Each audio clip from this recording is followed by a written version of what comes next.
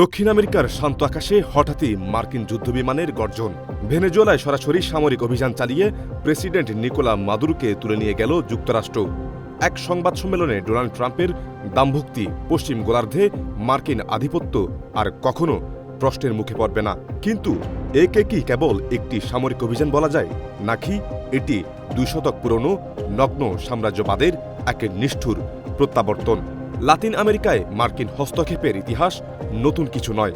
১৮৪৭ সালে Mexico city দখল করে দেশটির অর্ধেকের বেশি ভূখণ্ড ছিনিয়ে নেওয়া থেকে শুরু করে ১৯০১ সালে কিউবার গুয়ান্তানামো বের নিয়ন্ত্রণ দখল, সবই ছিল আধিপত্যের নীলনকশা।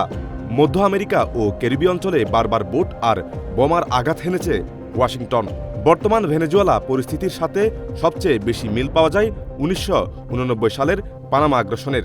সেবার মাদক পাচারের অভিযোগে বর্তমান মিত্র ম্যানুয়েল নোরিয়াগাকে আটক করতে ২৭,০০০ সেনা পাঠিয়েছিল জর্জ বুশ প্রশাসন।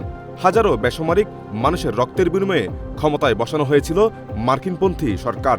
আজ ভেনেজুয়েলাতেও কি পুনরাবৃত্তি হতে চলেছে সেই এক ইতিহাসের? কেবল প্রকাশ্যে যুদ্ধই নয়, অপারেশন কন্ডোর এর মতো গোপন কর্মসূচির মাধ্যমে ব্রাজিল, চিলি ও আর্জেন্টিনায় গণতান্ত্রিক সরকারকে হটিয়ে স্বৈরশাসন কায়েম করতে সহায়তা করেছে সিআইএ।